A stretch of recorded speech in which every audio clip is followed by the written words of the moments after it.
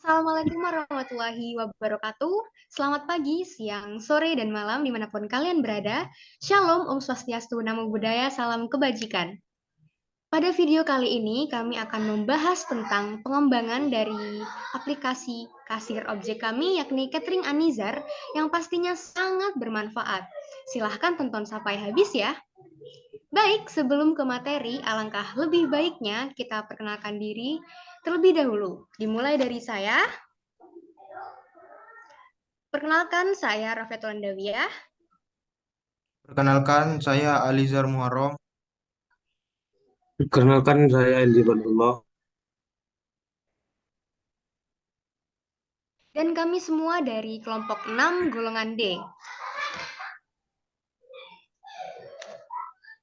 Baik, adapun beberapa pokok bahasan materi dari video ini, yakni ada 8 subbab pokok bahasan. Yang pertama ada identitas objek dan hasil wawancara. Yang kedua ada masalah dan solusi. Yang ketiga ada use case diagram. Yang keempat ada bagan alir atau flow map. Yang kelima ada bagan alur DFD atau data flow diagram. Yang keenam ada kebutuhan fungsional dan non-fungsional. Yang ketujuh ada desain awal prototype. Dan yang terakhir, kedelapan ada desain akhir setelah validasi. Baik, kita langsung saja ke pokok bahasan yang pertama. Ada identitas objek dan hasil wawancara yang akan dijelaskan oleh teman saya, Alizar.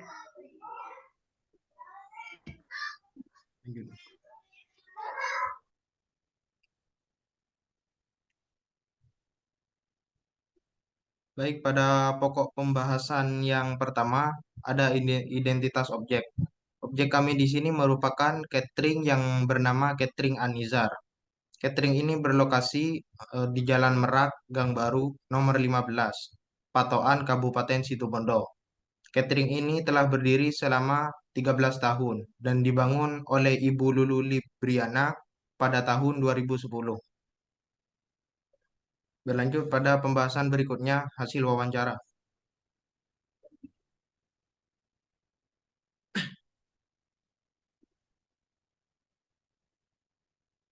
Yang pertama, sejak kapan usaha ini dibangun? Usaha catering ini dibangun pada tahun 2010. Jadi usaha catering ini telah berdiri selama kurang lebih 13 tahun. Kemudian berapa jangka waktu untuk pembelanjaan bahan baku? Belanja bahan baku dilakukan setiap hari. Terlebih lagi kebanyakan bahan baku yang digunakan mudah busuk dan atau basi. Jadi supaya bahan yang digunakan bagus dan segar, pembelanjaan dilakukan setiap hari. Kemudian menu apakah yang paling sering dibeli? Ada bermacam-macam, tergantung kategori pesanan. Namun untuk saat ini menu yang paling laris yaitu nasi liwet. Untuk prasmanan yang paling laris itu bakso sama ayam rica-rica. Pertanyaan berikutnya, apa saja menu yang tersedia? Hampir semua menu ada, mulai dari menu untuk nasi kotak seperti lalapan, ayam, dan nasi kuning. Prasmanan kondangan untuk acara-acara besar seperti hampers Natal, tumpeng selamatan, dan tumpeng untuk acara ulang tahun. Selanjutnya, bagaimana sistem pemesanannya? Untuk sistem pemesanannya bisa order via WhatsApp maupun via Instagram. Berapa besar penghasilan selama 1 bulan? Untuk penghasilan selama 1 bulan berkisar pada 40 juta sampai dengan 50 juta. Selanjutnya, bagaimana sistem pembayarannya? Bisa melalui transfer bank dan bisa juga melalui cash atau tunai. Kemudian, berapa dana pengeluaran tiap bulan? Untuk pengeluaran per bulan berkisar pada 24 juta ke atas. Selanjutnya, bagaimana strategi menghadapi pesaing? Untuk menghadapi pesaing dengan mempertahankan dan meningkatkan keunggulan pasar. Salah satunya bahan pokok yang bagus. Kemudian, siapakah target konsumen catering ini? Untuk target konsumennya bisa siapa saja seperti kerabat, teman, dan masyarakat. Berlanjut pada pokok pembahasan berikutnya tentang masalah dan solusi untuk pemecahannya. Yang pertama ada pencatatan penjualan, seperti pemasukan dan pengeluaran yang bisa dibilang masih manual. Adanya slip pembayaran yang tergolong masih manual, dan pencatatan atau penerimaan pesanan yang masih manual. Solusi untuk masalah tersebut adalah yang pertama menyediakan pembayaran online ditujukan ditujukan agar efektif dan efisien dalam suatu aplikasi. Kemudian menyediakan pencatatan data pengeluaran dan pemasukan secara online. Yang terakhir, menyediakan pencatatan tanggal pesanan yang bertujuan untuk menampilkan notifikasi pengingat kepada petugas.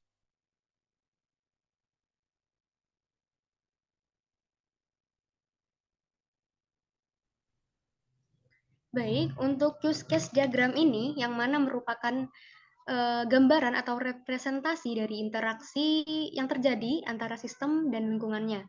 Sistem dan lingkungannya di sini adalah perangkat lunak itu sendiri dengan pengaksesnya. Nah, untuk use case diagram kami ini, aktor atau pengaksesnya ada dua, yakni admin dan konsumen, yang mana memiliki hak aksesnya masing-masing dimulai dari halaman utama yang bisa diakses oleh konsumen dan admin, lalu ada daftar dan login yang hanya bisa diakses oleh konsumen, lalu ada dashboard yang bisa diakses oleh konsumen dan admin, lalu ada menu yang juga bisa diakses oleh konsumen dan admin, lalu ada keranjang yang hanya bisa diakses oleh konsumen, lalu ada pemesanan yang bisa diakses oleh konsumen dan admin, lalu ada profile yang hanya bisa diakses oleh konsumen, dan terakhir ada setting yang mana bisa diakses oleh keduanya, yakni konsumen dan admin.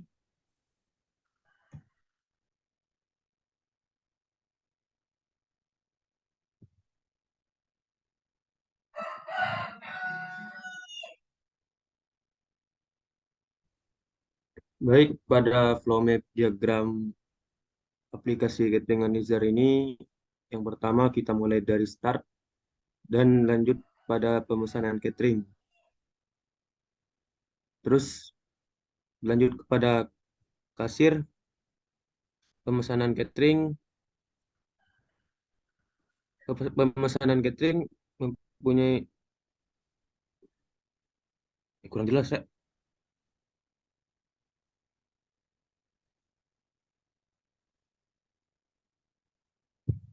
Terus membuat bukti pembayaran. Bukti pembayaran dimiliki oleh konsumen. Di kasir, bukti pembayaran melakukan pembayaran dan laporan pendapat. Pada pelayan memiliki pemesanan catering, selanjutnya mencatat pemesanan catering dan pemesanan catering dibagikan kepada kasir.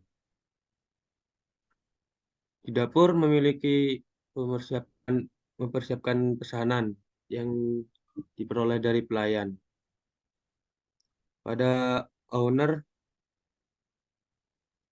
memiliki laporan pendapatan yang diperoleh dari kasir. Dan selesai, end.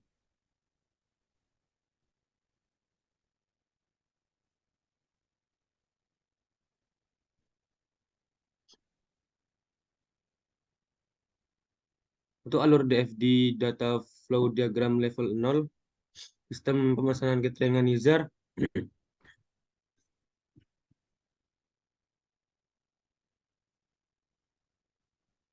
menampilkan menu kepada pelanggan dari pegawai pada sistem aplikasinya menginput data pesanan. Terus dari kasir kepada sistem aplikasi menginput laporan transaksi harian. Dari aplikasi menuju kasir mendata pesanan selesai diproses. Dari aplikasi bisa menampilkan laporan kepada pemilik Dari dapur bisa data pesanan selesai diproses dan dari aplikasi ke dapur bisa menjadi pesanan masuk.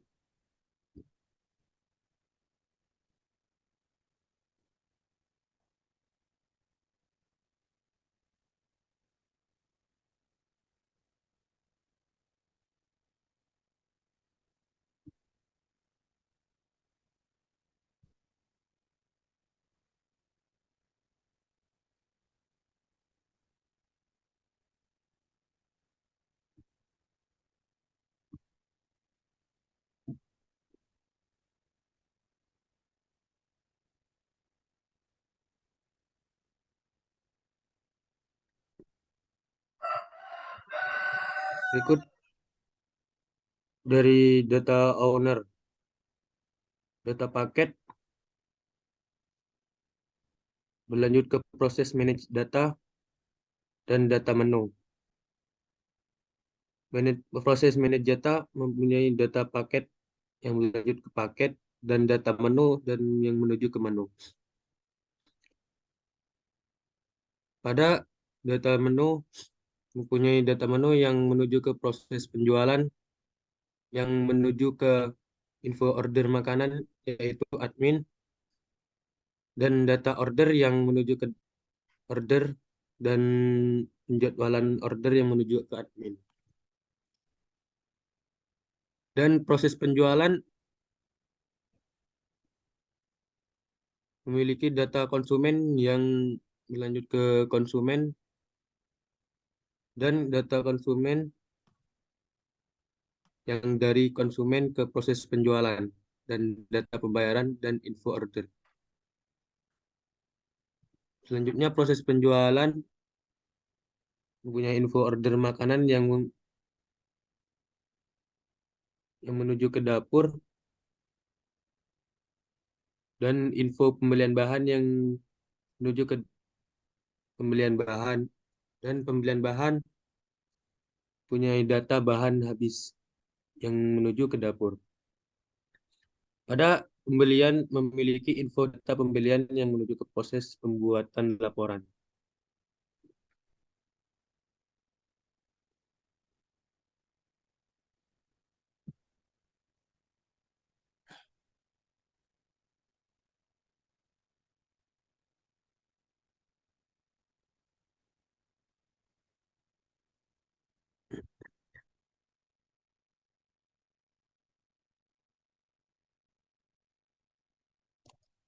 Pembahasan selanjutnya yaitu kebutuhan fungsional dan kebutuhan non-fungsional. Yang pertama, kebutuhan fungsional. Kebutuhan fungsional sendiri memiliki arti yaitu kebutuhan yang berisi proses-proses apa saja atau layanan apa saja yang nantinya harus dan wajib disediakan oleh sistem. Mencakup bagaimana sistem harus bereaksi pada input tertentu dan bagaimana perilaku sistem pada situasi tersebut. Berikut merupakan kebutuhan fungsional bagi admin. Yang pertama, menginputkan data pesanan menu makanan dari customer. Yang kedua, menginputkan data master customer dan admin. Kemudian fungsi mencetak invoice, laporan pengiriman makanan, pengajuan bahan baku, dan bumbu. Yang keempat, melayani pembayaran. Yang kelima, menginputkan data pengiriman makanan. Kemudian yang terakhir, melakukan pengajuan bahan baku dan bumbu. Kebutuhan fungsional untuk dapur. Yang pertama, menampilkan stok bahan baku saat ini. Yang kedua, melihat dan mencetak laporan bahan baku dan bumbu masuk. Yang ketiga, input from master bumbu, bahan baku, dan menu. Yang keempat, menampilkan from master bumbu, bahan baku, dan menu. Kemudian yang terakhir, input data bahan baku dan bumbu masuk.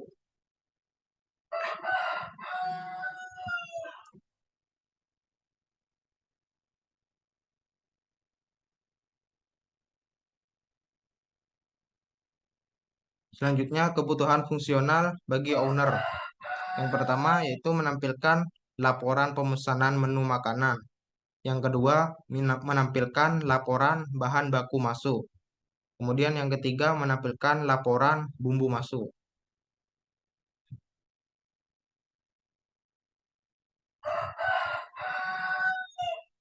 Selanjutnya kebutuhan non-fungsional, yang artinya kebutuhan yang menitik beratkan pada properti perilaku yang dimiliki oleh sistem. Berikut merupakan kebutuhan non-fungsional bagi keamanan, yaitu setiap pengguna diberikan hak akses untuk login dan dapat mengakses setiap menu aplikasi. Kebutuhan non-fungsional bagi kecepatan jaringan, yaitu dapat mengakses menu untuk admin dan untuk dapur. Baik, selanjutnya ada desain prototipe awal yang akan dijelaskan oleh Andy.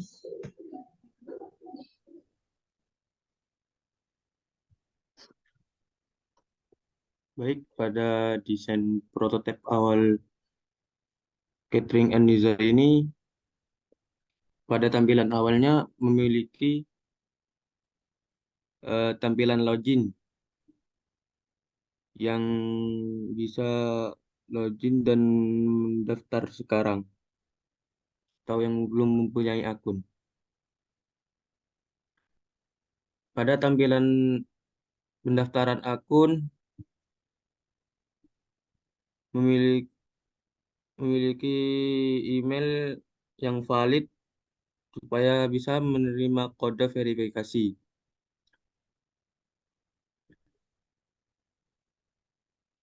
Dan pada tampilan pendaftaran selanjutnya, menginput email atau masukkan email dan konfirmasi email. Terus checklist terima berita dan update dari aplikasi. Selanjutnya daftar.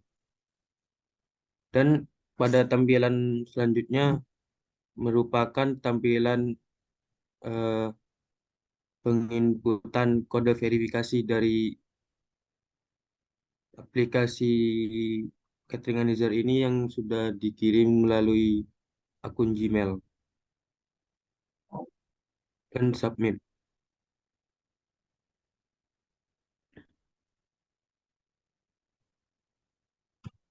Selanjutnya pada tampilan akun yang sudah terdaftar akan seperti di pojok kiri atas dan mencet tombol OK akan beralih kepada tampilan beranda. Pada tampilan beranda memiliki sub-sub yang berada di bawah, yaitu terlaris, catatan, menu, dan transaksi. Pada pojok kanan atas mempunyai menu chat yang akan berkomunikasi pada customer service. Pada tampilan selanjutnya yaitu menu memiliki sub aneka nasi, sub sambal penyetan, sub aneka lauk, sub aneka minuman, dan sub paket catering. Pada sub menu selanjutnya, pada paket catering, kurang jelas.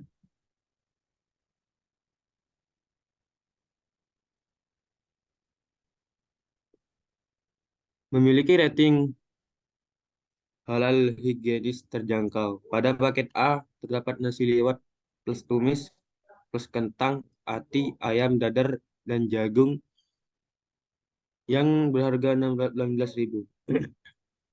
Pada paket B terdapat nasi putih plus cah sayur plus ayam suwir plus krengsengan plus krengsengan cecek yang berharga 16.000.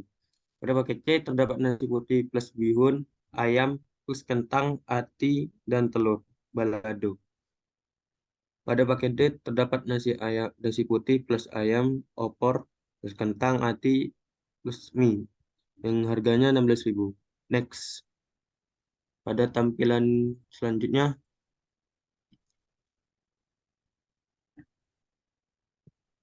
pada tampilan menu selanjutnya,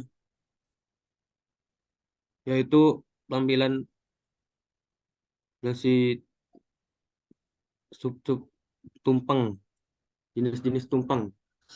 Pada yang pertama tumpeng nasi kuning, tumpeng kue tradisional, tumpeng siomay, tumpeng buah, tumpeng mini, dan ada juga paket prasmanan antaran hari besar. Dan selanjutnya yaitu balik ke menu pemesanan. Pada paket A, ini contoh paket A nasi liwet plus tumis, kentang, ati, ayam, dan dadar jagung. Yang di bawahnya memiliki catatan untuk menambah porsi atau menambah lauk, dan di bawahnya juga mempunyai harga satuan dari menu-menu tersebut, dan bisa menambah menu lagi pada tombol plus atau mengurangi pada tombol minus. Dan pesan pada tanggal pada transaksi mempunyai kalender yang bisa memilih tanggal kapan pemesanan akan diajukan. Next. Pada tampilan transaksi berikutnya yaitu detail pesanan yang sudah dipesan oleh customer. Yang mempunyai paket A sebesar 16.000, subtotal 12.000 yang dikalikan beberapa menu yang dibeli. Dan metode pembayaran mungkin via OVO, via transfer bank, dan lain-lain.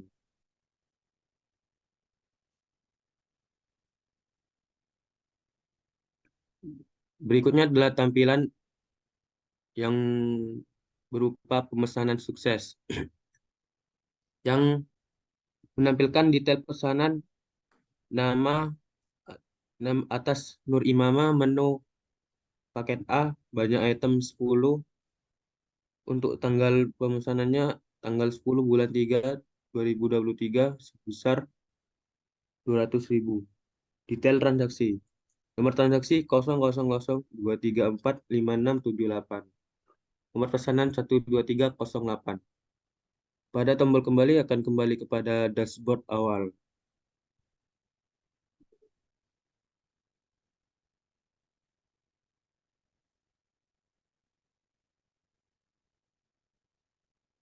Baik, terima kasih teman saya Andy telah memaparkan desain awal prototipe kelompok kami.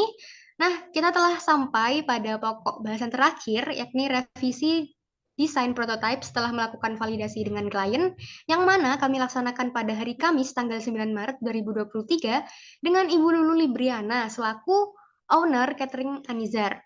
Dan hasil dari validasi tersebut ialah klien telah merasa bahwa proyek yang kami buat telah sesuai dengan kebutuhan bisnisnya, dan beliau hanya memberi kritik mengenai detail dari tampilan menu, di mana foto yang disisipkan harus sesuai dengan penamaan menunya, yang bertujuan untuk memenuhi kepuasan ekspektasi dari konsumen.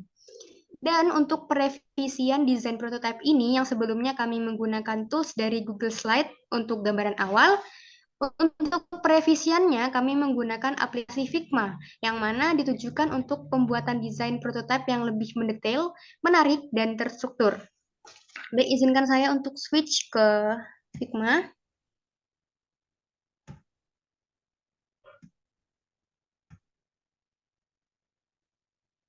Apakah sudah terlihat, teman-teman? Lihat. Siap, terima kasih. Untuk tampilan awalnya seperti ini ya. Halo, selamat datang di aplikasi Catering Anizar. Nah, yang pertama-tama untuk user yang belum daftar, silahkan klik button daftar. Dan akan muncul kolom pengisian seperti ini.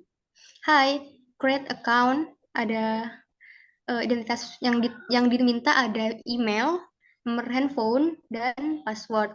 Lalu sign up. Dan untuk user yang sudah memiliki akun, silakan klik button login. Dan akan muncul seperti ini. Hai, sign in to account. Dan masukkan emailnya dan passwordnya. Dan jika user lupa password, silahkan klik forgot password. Lalu sistem akan meminta email atau nomor handphone dan klik send OTP. Lalu jika OTP sudah masuk ke email atau SMS melalui nomor handphone, ketikkan 4 digit OTP tersebut di sini. Lalu klik submit.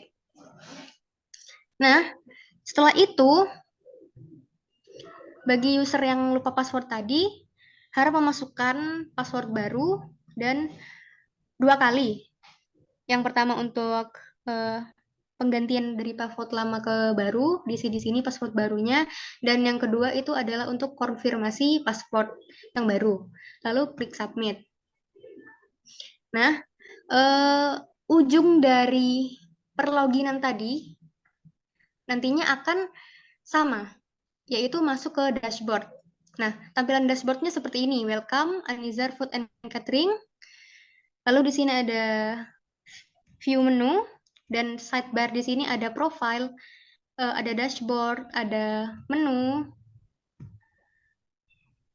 Nah, di sini kategori menunya. Nah, ya, untuk kategori menunya kami tetap sama, di desain awal ada 5 kategori. Lalu ada pesanan, ada profile, ada setting, dan ada logout. Untuk melihat menunya kita bisa klik di sini ataupun di sini. Kita coba klik di sini saja. Nah, ada 5.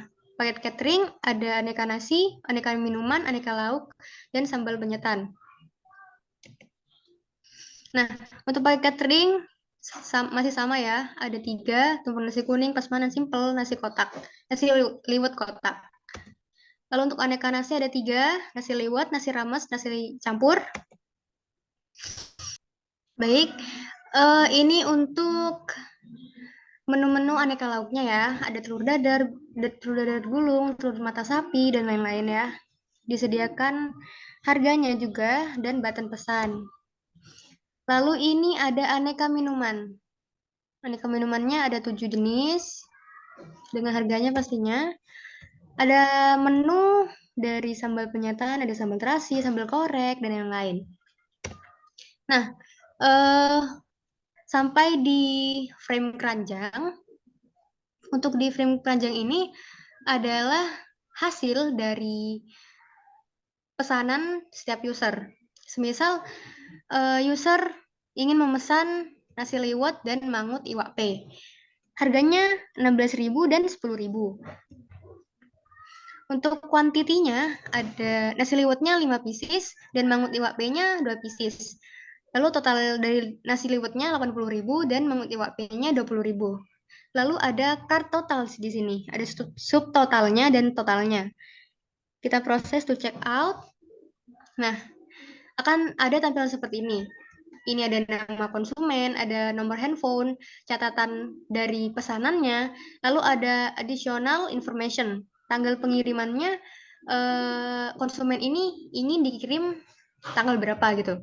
Lalu ada alamat pengirimannya, user bisa mengisi di sini. Lalu di kanan atas ada detail pemesanan ya. Ada produk dan total. Nasi liwetnya 5 pieces 80.000, mangut iwak P-nya 2 pieces, totalnya 20.000. Lalu subtotalnya semua 100.000. Dan metode pembayarannya ada 3, yaitu transfer bank, QRIS, dan e-wallet. Transfer bank ada 3 jenis bank di sini, ada Bank BCA, Mandiri, dan BNI. Lalu untuk e-wallet ada Dana dan OVO. Kita bisa memilih salah satu di antaranya, lalu klik pesan. Nah, lalu setelah pemesanan akan muncul struk pembayaran ya. Pemesanan sukses dan transaksinya dilakukan di 11 Maret 2023 jam 20.58. Lalu ini ada detail pesanan dan detail transaksinya. Lalu admin dan konsumen bisa mencetak struk ini. Lalu terlewat di luar dari tampilan transaksi, ada frame profile. Untuk frame profile ini, seperti yang dijelaskan di use case diagram tadi, bisa diakses hanya konsumen, yang mana isinya bisa mengedit identitas konsumen, yakni nama, email, nomor handphone, alamat, dan tanggal lahir. Lalu ada setting yang juga bisa diakses oleh admin, tidak hanya konsumen saja, jadi bisa dua-duanya.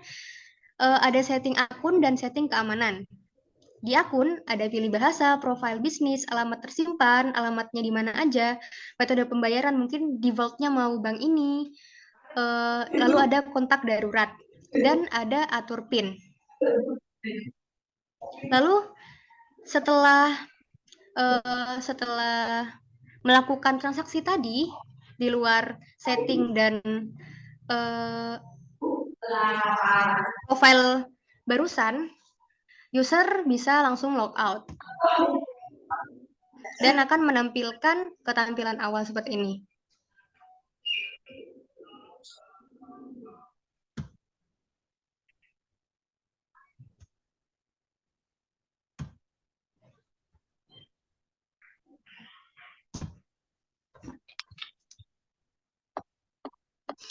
Baik, kita telah sampai di penghujung video. Saya rasa kami sudah memaparkan keseluruhan materinya. Semoga apa yang kami sampaikan bisa bermanfaat bagi kalian-kalian semua dan bagi diri kami sendiri. Terima kasih atas perhatiannya telah menonton video kami. Jika ada salah kata, mohon dimaafkan. Sekian, wassalamualaikum warahmatullahi wabarakatuh.